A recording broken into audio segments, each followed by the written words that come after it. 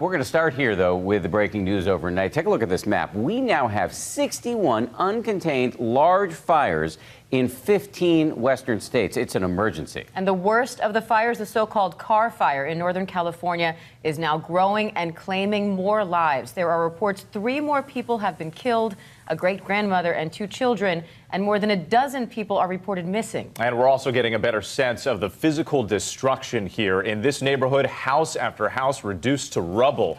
The effort to contain the fires taking a toll. These exhausted firefighters taking a break on the lawn of a house they're trying to protect. There are hopeful moments to look at this. These officers saving a fawn abandoned by its mother. But overall, this is an extremely dangerous situation, especially with the heat showing no signs of relenting. We have team coverage this morning, and we're going to start with Rob, who's right there on the front lines in Redding, California. Rob, good morning to you. Hi, good morning, Dan. You heard Whit talk about the efforts to contain this blaze, and they haven't really gone too far. Still, only 5% contained, 83,000 acres burned now with this fire. You can see behind me, boy, this is what's left of 3 homes here, 3 of the 500 structures, over 500 structures that have been leveled to the ground. So not only are firefighters unable to contain this, but as you mentioned, this story taking a sad turn yesterday with 3 bodies of civilians that were found in this neighborhood, and now there are new fires burning across the state. This morning, more wildfires roaring across California, forcing more mandatory evacuations. South of Redding, another blaze igniting in Napa County. It's a race against time as residents are forced to flee their homes. I've never seen it like this before. It's just, here we go again. The governor of California and the president declaring a state of emergency. Authorities warning residents in Redding to, quote, get out with your life. You cannot predict where this fire's going next. The unstoppable Carr fire torching over 80,000 acres, taking down over 530 structures and putting almost 5,000 more at risk. High temperatures, intense winds, and heavy smoke creating vortices throughout the fire zone. And that smoke so heavy it can be seen from space. This is the southern flank of the fire. There are homes just down this road that crews have set fires around it in the hopes that when the winds pick up in about an hour, the 2 fires meet and establish some containment. Firefighters trying to extend that containment zone, seen here scrambling to set a backfire before it devours a nearby home. We're seeing that help from Mother Nature is allowing firefighters to get up against the line and really put the fire out. More than 3,000 firefighters working throughout the night. The fire claiming 5 lives, including a great-grandmother and 2 children. And at least a dozen more people are missing. Over 38,000 residents have evacuated. Fires still raging in Southern California. More than 1,300 firefighters continue to battle the Cranston fire in Riverside County.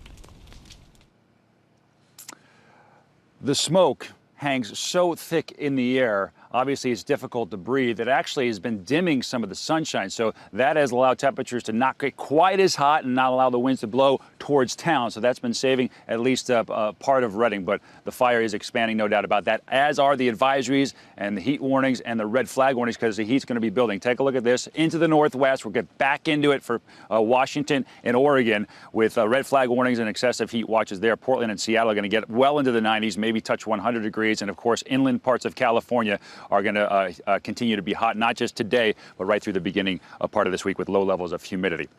Marcy Gonzalez is also in the fire zone with more on how residents managed to survive and in some cases save their homes.